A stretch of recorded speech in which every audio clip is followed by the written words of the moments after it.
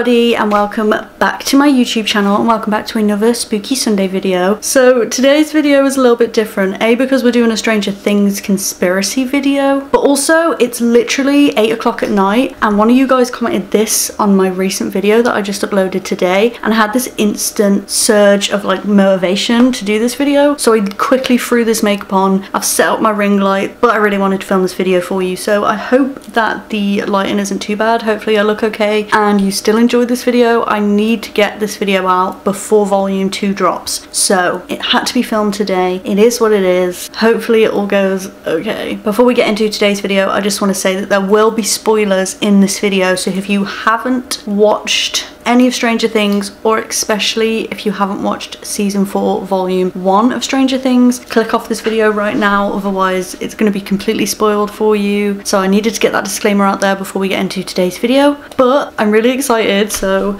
let's get into it.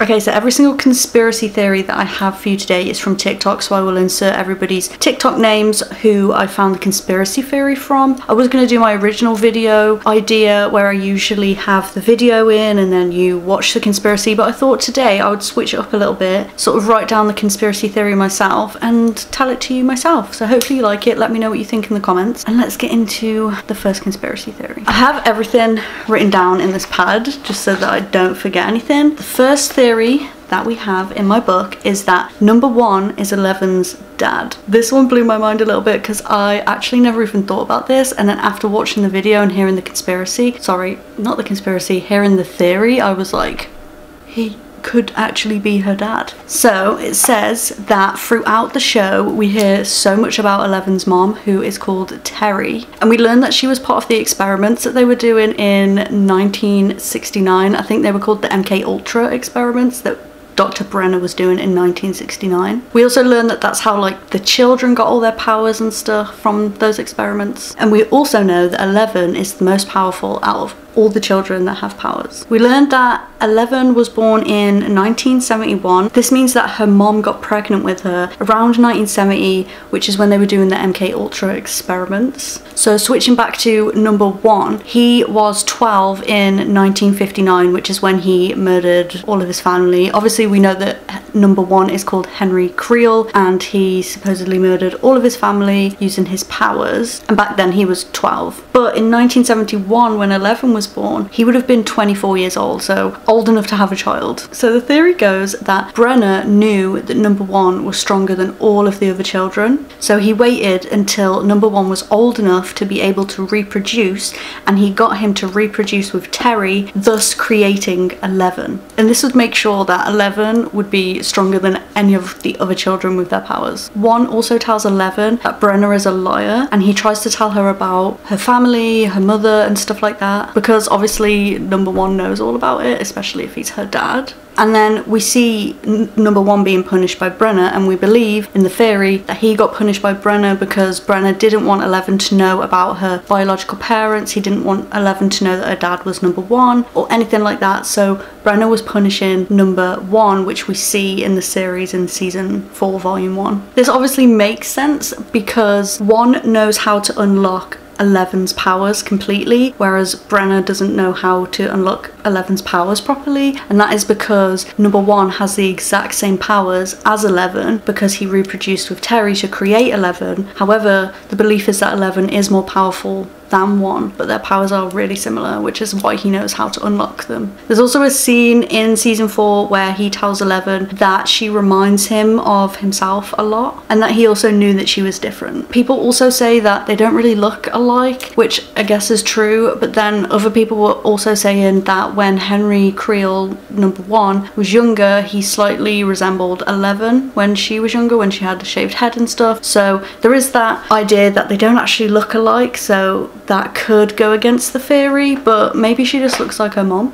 I don't know. That is the first Stranger Things theory that I have for you today. How crazy is that? I genuinely believe that maybe he could be her dad. Imagine if that come out in volume 2, that he's her dad. That would literally be insane. I feel like it works though. I feel like all the facts are pointing to him actually being her dad. It would blow my mind if that come out to be true. Okay, moving on to theory number 2. This one also is just crazy, but it is that Karen, who is Mike's mom, is actually Vecna's sister, who is number 1. So again, this is a theory that I haven't thought of at all, and it kind of blew my mind a little bit. I feel like it's a weak theory in a way, and it needs more evidence, but it's an interesting theory, so I'm going to tell it you anyway. So this theory came about because Karen has a main character picture on the poster, which if you've watched Stranger Things, she's not really a main character. She's not like Nancy or Steve or Mike or Eleven or Dustin or anyone. She is kind of like a background character and a main character at the same time, but she isn't the full frontal person of it. She's not like Will's mom, who is more of a main character, or Hopper, who is more of a main character. So her having a main character picture on the poster kind of made people think of this theory. So the theory is obviously that she is Vecna's sister, and this is because obviously the main character picture, also they're similar in age roughly. We also learned that obviously Henry survived the killings when he killed his whole family, and we thought that his sister died, but what if she actually survived and she is Karen? This is also backed up by Nancy being shown Vecna's storyline, and no one else gets shown Vecna's storyline. Also in season 3, when Billy is being controlled by the Mind Flayer, he sees her in that locker room scene, and instead of flaying her like he flayed everybody else, he tells her to get away from him and go away. So why didn't he hurt her? Is it because she's Vecna's sister and Vecna didn't want her to be hurt? There's also people saying that she apparently comes from a rich background, and obviously Henry, Creel and everybody, they seem to come from a rich background, so maybe she did come from a rich background and it was because she's related to them. But that's kind of the end of that theory, so let me know what you think. Do you think that she could be Vecna's sister? I feel like that would be crazy. Like, she goes from this background character to a full-blown main character where she is literally the sister of Henry, Creel, Vecna. But I feel like it's going to be slightly impossible because she has no powers. I just can't see a connection in that way. And also the sister's eyes were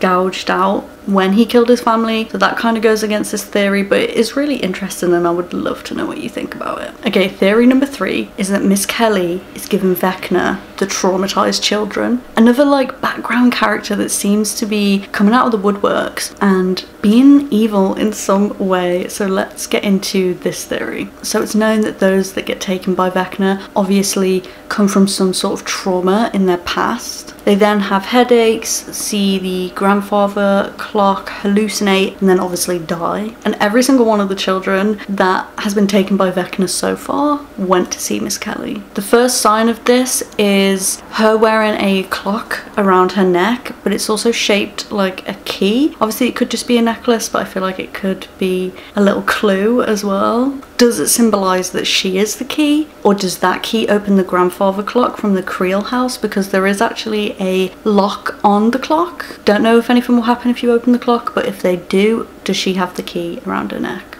Also, really strangely, there's a clock in Mrs. Kelly's office, and on the clock, number 7, it's actually just an upside down 2, which is really weird. So again, it's another hinting at the upside down. I feel like it's a really weird thing to have in your office if you're not connected to the upside down. Also, there's a constant ticking noise whenever Max is in Miss Kelly's office, or even when Max goes to Miss Kelly's home, you can hear a ticking in both of those situations, which is really weird. It's like another little clue. Also, that's just really strange that she saw every single person. They all had the exact same symptoms and she never connected them at all. So the theory is that she's either taking these traumatized children and giving them to Vecna, or she's possessed by Vecna like Will was and somehow taking the children. So that is theory number 3. Miss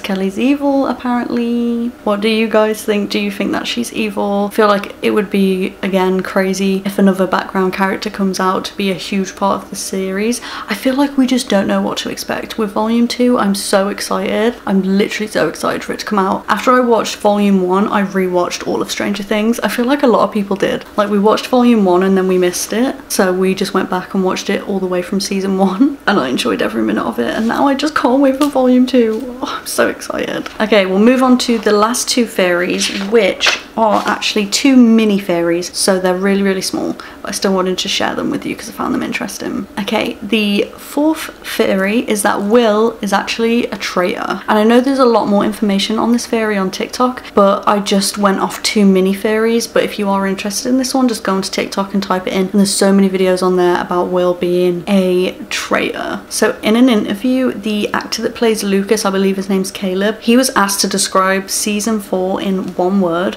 and the word that he chose to describe the season was traitor. Now when I think about that, I don't know if I think about Will or if I think about Eleven, because if you remember in season 1 he calls her a traitor all the time. So is he hinting at Eleven or is he hinting at Will? People seem to think that he's hinting at Will, and that is because of the painting that he was doing in season 4. They believe that he was painting something to do with Vecna and the Upside Down, and obviously he won't show anybody this painting, and he seemed to be withdrawing a lot from people. But then now that it's just him and Mike, and obviously his brother and Argyle and stuff in volume 1, he seems to be a lot happier. So I don't know, I don't think Will will be a traitor. I feel like it'll be something else that he was hinting at. I just can't see Will being a traitor after everything else, and also they got rid of the mind flayer out of him as far as we're aware. But then what was he painting? There's obviously the theories that Mike and Will end up together, and that Will is in love with Mike, and that the painting was for Mike, so he just threw it away because Mike was being a dick in season 4. So I don't know, I don't think Will's a traitor, but let me know if you think he's a traitor.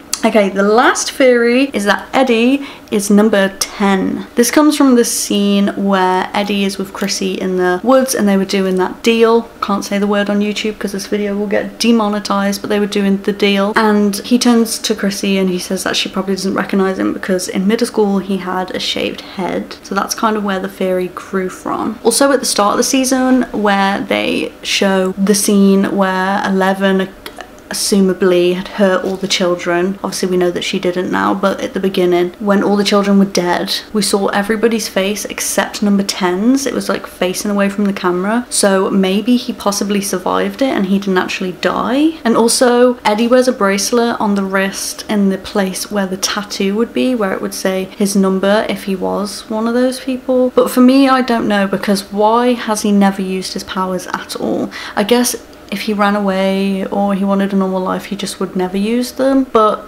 he knows he's fighting this certain beast. He's met 11 now, I think. At this point, has he met 11? No, he hasn't met 11. But he knows about all this weird world stuff. Why hasn't he used his powers yet? Also, when he found this scary being and everything that happened to Chrissy, he didn't act like he'd seen it before. Which, if he was number 10 and he'd seen this happen to everybody that he lived with in the bloody experiment place, he would have seen that before. So it wouldn't be as shocking. But for me, when I saw him on screen, it felt like a first time seeing situation, if that even makes sense. It felt like he was seeing it for the first time, and I just don't think that he is number 10. I feel like people want him to be so bad, but everything is pointing to me that he's not number 10. The way he reacted when Chrissy died, how scared he was of everything, the fact that he knows about people having powers and beasts and stuff now and still he hasn't used his powers. I don't think Eddie's number 10, but let me know if you think he's number 10, and if you do think he's number 10, let me know why. Give me some evidence. I'm always open